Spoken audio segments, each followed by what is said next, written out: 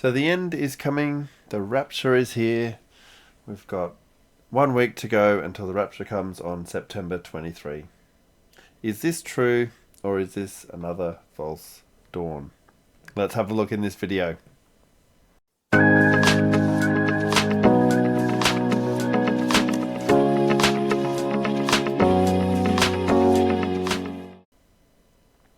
Okay, so once again, I have seen on YouTube the last few days and weeks, someone is prophesying that the rapture will occur on September 23, 2025. So this isn't the first time I've seen this type of thing. It's happened for years and years and years, and I always get alarm bells when I hear someone saying that the end is coming on this particular date or this particular date because, well, for one thing, it just reminds me of Matthew 24:36 to 37. Let's take a look. And so, but about the day or hour no one knows, not even the angels in heaven nor the Son, but only the Father.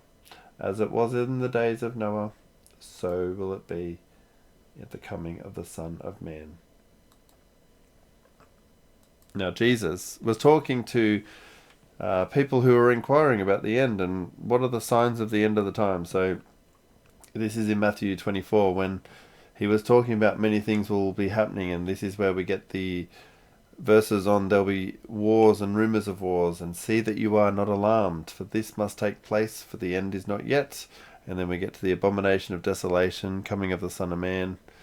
And as it says, for in the days of Noah there'll be people eating and drinking, marrying and giving in marriage until the day when Noah entered the ark, and they were unaware until the flood came and swept them all away. And then this is where we get the main rapture thing is, then 2 men will be in the field, one will be taken, one will be left. 2 women will be grinding at the mill, one will be taken and one left. Therefore stay awake, for you do not know what day the Lord is coming. Now, some comments on that. Yes, I believe that the Lord is coming back. Jesus will return one day in clouds of glory and take all the believers away to heaven. But there's many different beliefs on the rapture and how it will happen. You've got pre-trib, post-trib, mid-trib, all these different things. You've also got different opinions on the book of Revelation was written by John, and when he wrote it, you had Nero, the Roman emperor, who persecuted Christians like no tomorrow. They were destroyed. The Jewish temple was also destroyed at this time as well, and there were many parallels with the book of Revelation in that. And I think Nero, in either Roman numerals or Hebrew or one of those, it spelled out 666. And so you could attribute a lot of that to that time as well. And you've got people who think that that's where the Revelation ends, is Nero. And then you've got people throughout history with different views, and it could fit here, it could fit there, it could fit there. And that's fine. It's great to have different views. This is one of those views that you can have, that it doesn't matter if you have different opinions, because we all believe that Jesus is Lord and the Trinity and all those type of things. As long as the core beliefs are there, it doesn't matter.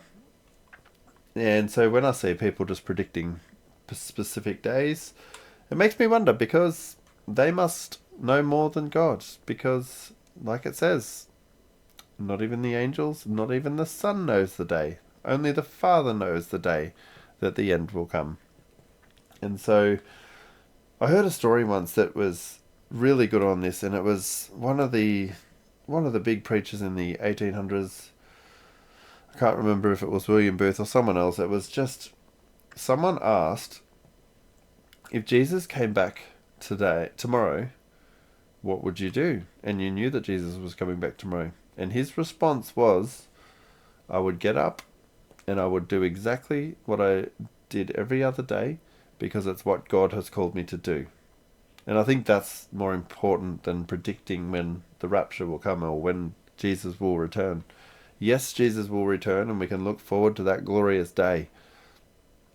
But most importantly, as it says in Matthew 24:42, therefore stay awake, for you do not know on what day your Lord is coming. And I think that's more important. because we want people to be saved. And if you are saved, you don't need to fear the rapture. You don't need to fear the end, because you know that your destination is in eternity with God.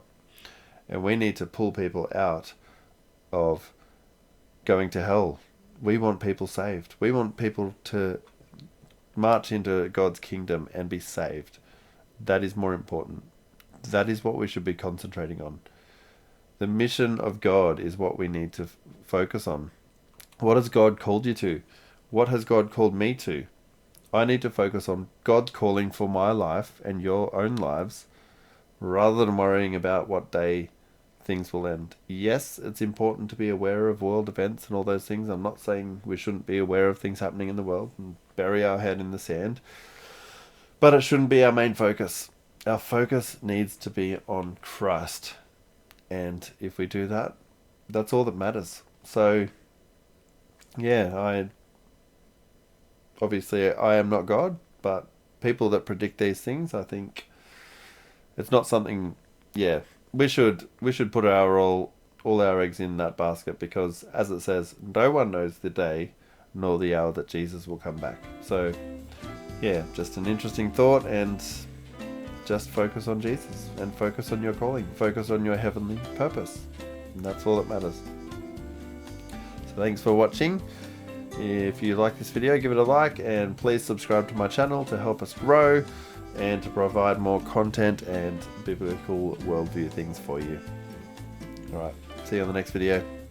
Cheers.